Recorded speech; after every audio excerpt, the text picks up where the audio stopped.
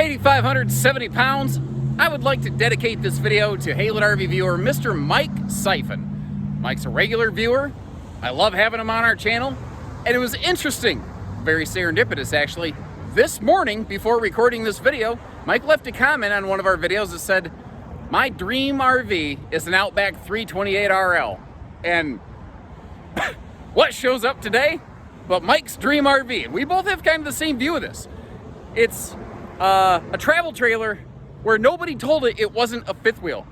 It's what I call a flat deck fifth wheel, where it just doesn't have steps up, but it's got a big king bed slide, dual air capable, heated enclosed belly, all power jacks, opposing giant super slides in the living room, island kitchen, and a very interesting thing, this has 2 refrigerators inside. This has a massive refrigerator capacity that is very boondocking friendly, which big refrigerator capacities typically are not boondock friendly.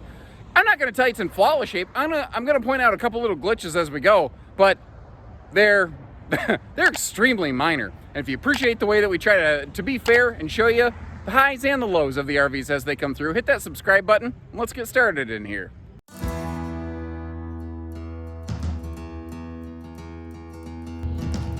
And like I said, I'm not going to say it's sitting here in flawless shape, but for a used RV, I don't think there's anything here you really need to get excited about.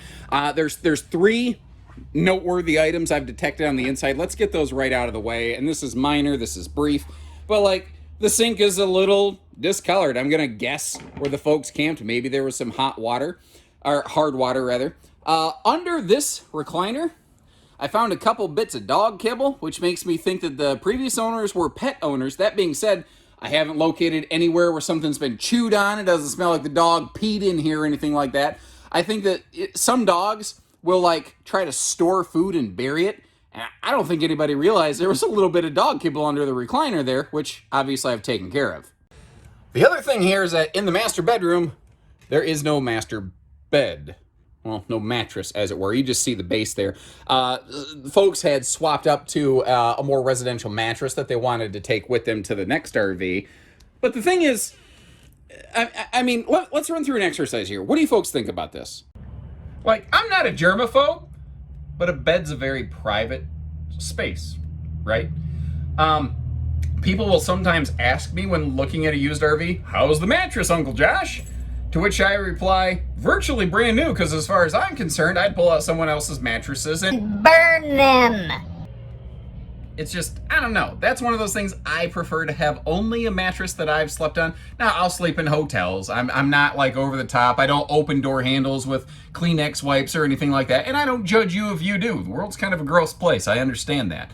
But this is something, it's just, that's my line, you know? So, it doesn't bother me that there's no mattress in here, because I would be putting a new one in it anyway.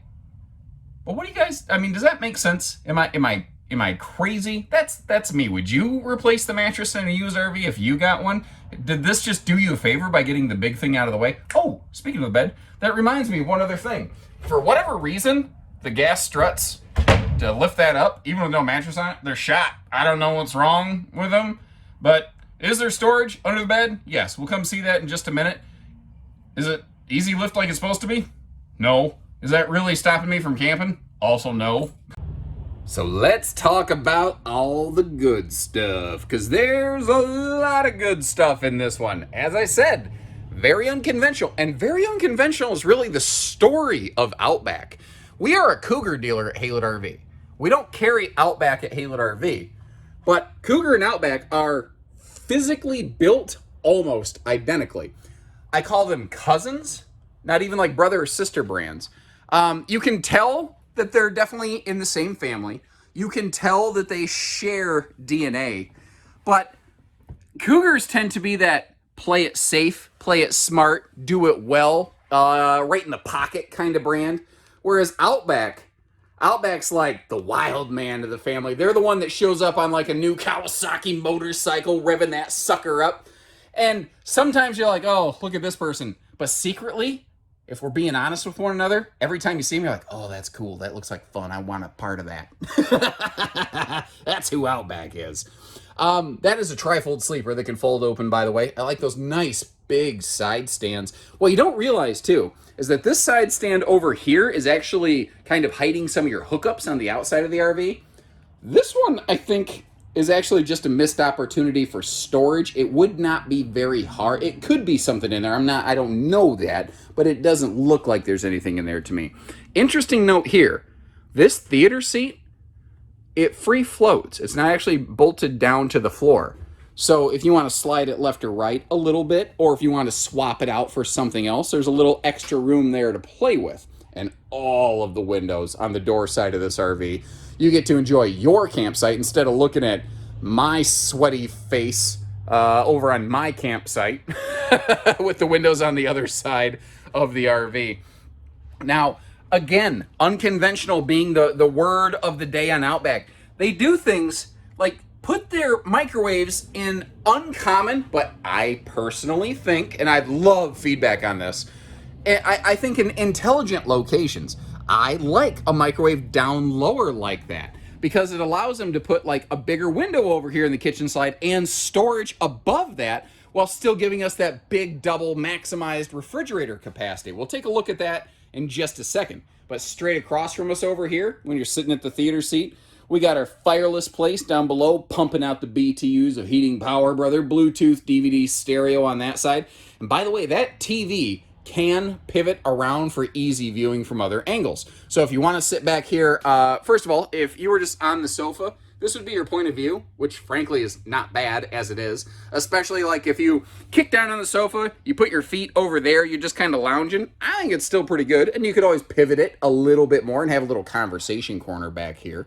But again, it's the way that they accomplish their kitchens that is so unconventional. Let's actually start right there above that stovetop. And as we start working our way around, you see all this, like you don't realize what they're doing here, but they've moved things like the pantry. They've given you extra overhead cabinet storage space as opposed to a conventional pantry. And they've given you 2 individual refrigerators. And that's so uncommon. It's so weird. And in some ways, it's so smart. And you think, why would they do that? Why wouldn't they give me one big fridge? Here's the thing. Those 2 refrigerators are each 8.3 cubic feet. They're gas and electric, so it's very boondocking friendly, which not a lot of big refrigerators are. One single big fridge that fits in this RV would only be about 12 cubic foot. So you're gaining about 33% more cold storage capacity by doing this. And here's a really weird thing. Those 2 8 cubic foot refrigerators cost less than one 12 cubic foot refrigerator. How weird is that? Those 12 cube jobs, those 4-door gas electric refrigerators are very expensive. So Outback found a way to give you more cold storage capacity for less money. And again, all they had to do was move the microwave and just give you some different storage in some different spaces. But looking around, I certainly don't feel where this is lacking whatsoever. Now, as we head up here into the hallway space, you see the Jensen in-command system right here. I like this system, I believe. I bet this is still the default. Almost everybody, yep, 4 zeros. Now, I have a suspicion this bathroom is either going to be a love it or hate it kind of affair for some people. There's some good leg room in here, good shoulder and hip space. It's very fluffy friendly. You can actually get dressed when you get out of the shower. This, if I open this up here, the RV is not exactly level, and that one door keeps wanting to close on me. You can see there's excellent linen storage space in here. I'm going to spare you from my normal joke of you buy the toilet paper, you get the RV for free. I think I've done that enough, although actually maybe I kind of just did it anyway. But this is a dual entry bed and bath. It does have a corner shower. I know not everybody's a fan of those things. I can't change it. It's here. I'm going to show it to you regardless. Thankfully, with that big vaulted ceiling, very similar to, again, the Cousin Cougar, you have lots of headroom in that shower, even if you're a little bit bigger like me. Now, what's kind of nice with the dual entry bed and bath, it doesn't matter if you're coming from like the bedroom or from the living room off the hide-a-bed. You can get in and out of the bathroom without like overlapping with and disturbing one another. Again, this is a bed slide model. The mattress does need to be put here. That's something I normally have to say. I had to think about it for a second. But the thing is, this is an extra wide bed. That is sized for a king.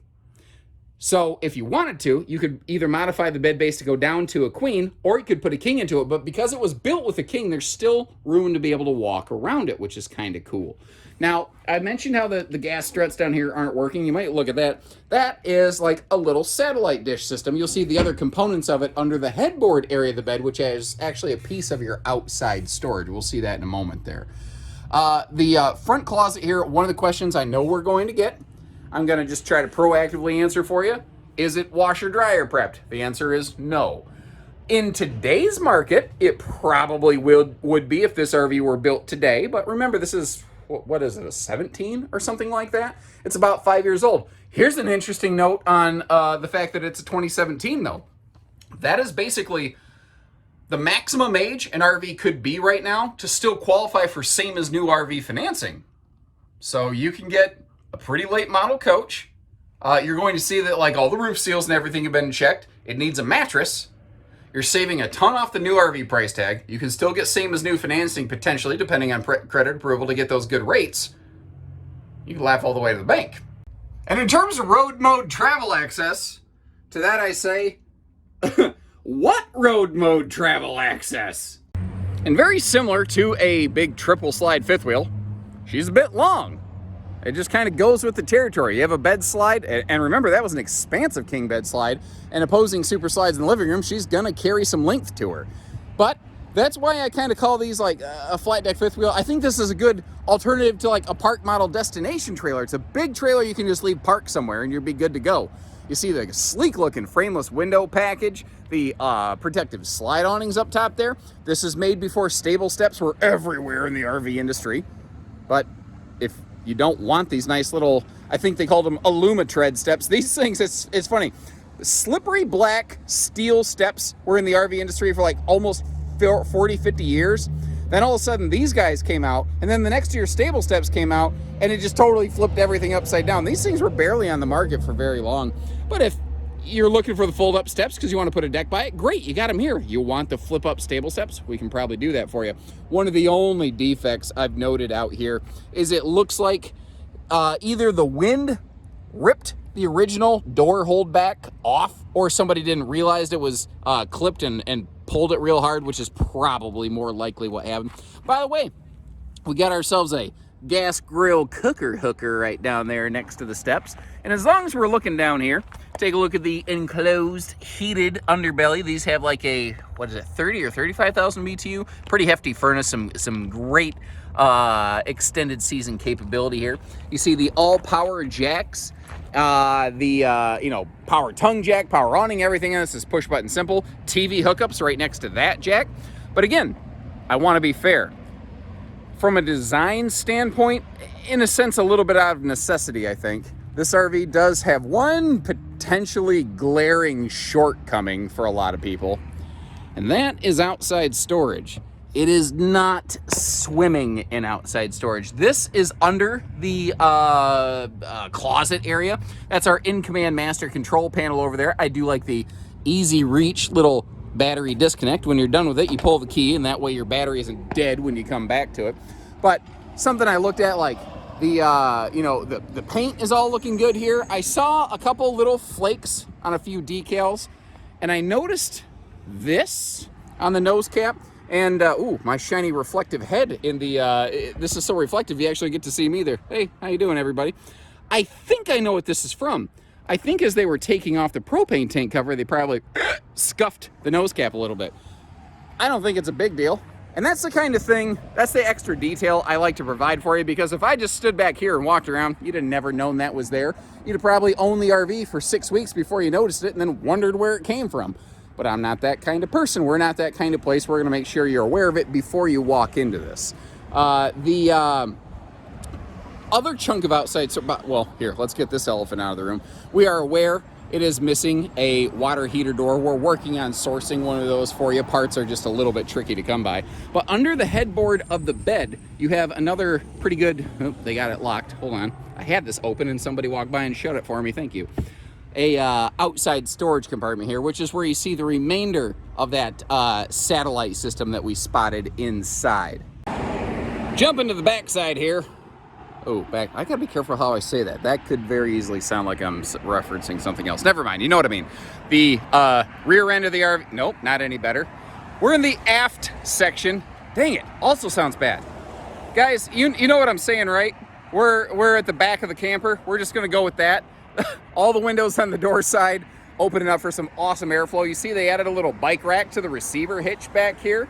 A little interesting, but it's actually really, really smart.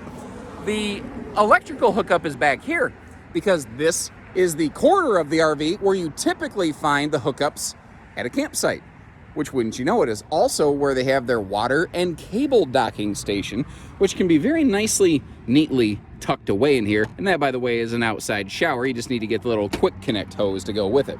Now, once again, in the sake of full transparency, when I'm looking at this, that ladder does a funky little bend up top. Now, I've been up and down that ladder. We're about to go up it again. I don't see any impact points. I think it is possible that actually is the factory shape of that ladder. It sort of looks like, to me, like they might have accidentally backed into something, but it's so consistent on both sides of the RV. I'm not actually sure that's the case, but I've never seen a factory ladder with a little warp on it like that. Either way, doesn't seem to have hurt anything, whether it is or isn't or what or wasn't. And this is actually my second time on this roof. The first time earlier today, I started walking around it and I noticed these are the darker portions of the seals are the original factory seals. The lighter stuff is stuff we did literally like an hour ago earlier today at the time of this filming. Because I went through a couple spots and I said, this needs a couple touch-up beads. So I went in and I told our management, our service team jumped on it in a flash. And they did, I think, way more than was needed. I only detected 2 areas that were of concern to me. They went over the top, making sure there's nothing you got to worry about up here. She is sealed. She is watertight. This is all fresh stuff, so you can just pack up your mac and cheese and applesauce and go camping. So what do you think, Mr. Mike? Is she everything you ever dreamed she would be? Leave me a little note. Let me know. And for everybody else, hitching, pieces, parts, trades, finance, truck and trailer package deals, RV delivery, and everything in between. We do it all. So take care, stay safe, have fun, and happy Haylett camping, everyone.